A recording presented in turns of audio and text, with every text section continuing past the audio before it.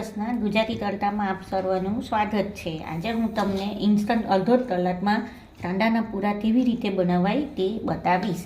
દરેક બાળકોને સવારના નાસ્તો આપવાનો હોય છે, તો તેમાં આપણને વિચાર આવે કે હવે શું બનાવીએ। તો આ એક એવી વસ્તુ છે કે તમે બાળકોને ટિફિનમાં બી આપી શકો છો। ઇન્સ્ટન્ટ અડધો કલાકમાં તમારું આ આઈટમ બની જાય છે।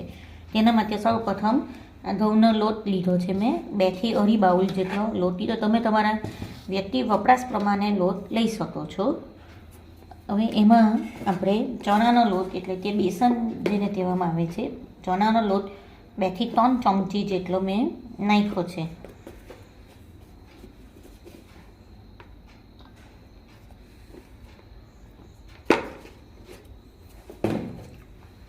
એમાં મીઠું એડ કરવાનું છે। મીઠું તમારા સ્વાદ અનુસાર તમે લઈ શકો।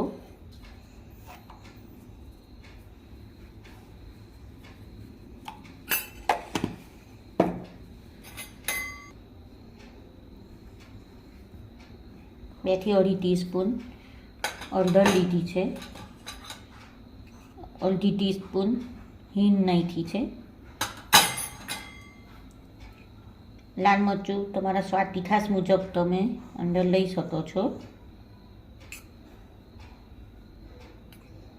નોર્મલી 5 થી 6 ચમચીની જરૂર પડે, પછી તમે તમારા સ્વાદ અનુસાર જેટલું તીખું મોડું ખાતા હોય એ પ્રમાણે એને યુઝ કરી શકો છો।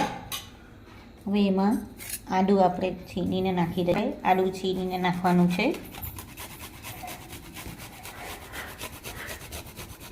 આદું નાખવાથી આખો એનો ટેસ્ટ બદલાઈ જાય છે।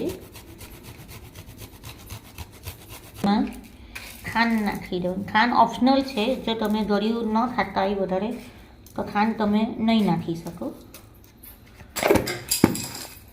હવે એમાં આપણે આ જે કાંદા મેં આટલા 5 થી 6 કાંદા અંદર સમારીને રાખ્યા છે એ આપણે એમાં એડ કરી દઈએ।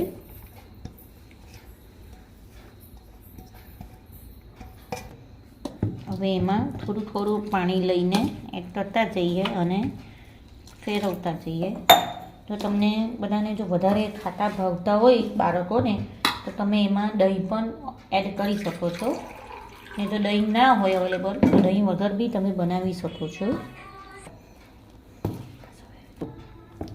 આ જો પાણી એડ કર્યું છે ને આ પ્રમાણે આટલું ઠીક અત્યારે જારું મતલબમાં ખીરું હોવું જોઈએ। એને 30 મિનિટ માટે તમારે વરાળવા દેવું પડશે।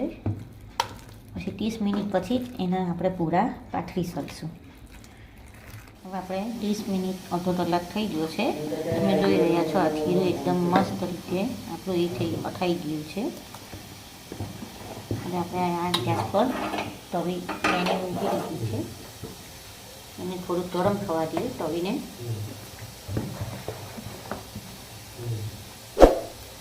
તેલ નાખીને તવીને આપણે થોડી કરી દઈએ એટલે પૂરા પાથરવામાં સરળતા રહે। બીજી બાજુ તવીને તેલથી પસરાવી દઈએ। ગેસની ફ્લેમને થોડી ધીમી કરી દઈએ અને એના પર આપણે આ ખીરું જે બેટર બનાવ્યું છે તે તવી પર પાથરીએ।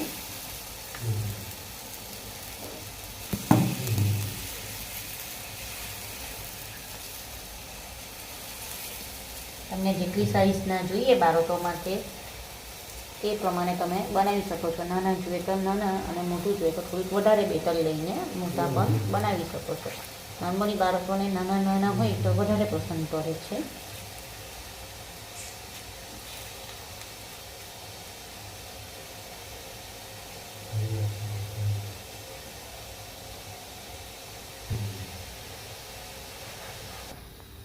હવે એમાં સાઈડ પર થોડું તેલ આપણે નાખીએ જેથી પૂરો ઉઠેરવામાં સરળતા રહે। તમે જોઈ રહ્યા છો ધીરે ધીરે પર એમ ઉપર આવી રહ્યું છે। જોઈ રહ્યા છો તમે। હવે આટલું એ લાગે એટલે બેઠું તમે પૂરાને ફેરવી દઉં। પાછું થોડુંક આપણે તેલ નાખી દઈએ જેથી સરસ રીતે પૂરો થઈ જાય છે। જોયું ને કેટલું સહેલું છે ને બાળકોને તમને દરરોજ એમ થતું હોય કે બાળકોને શું આપવું નાસ્તામાં ટિફિનમાં શું બનાવું બાળકો નોર્મલી શું શાક રોટલીને એવું ખાતા નહીં હોય તો આ તમે એને એ કરી શકો બાળકોને લંચમાં અને સોસ સાથે મધ સાથે તમે કોઈ બી લીલી ચટણી દાણાની ચટણી સાથે બી તમે સર્વ કરી શકો છો બાળકોને જે ભાવતું એ પ્રમાણે નોર્મલી બાળકોને સોસ વધારે પસંદ હોય છે તો તમે આની સાથે સોસ એને આપી શકો છો બંને બાજુ આ રીતે ચડવા માંડ્યું છે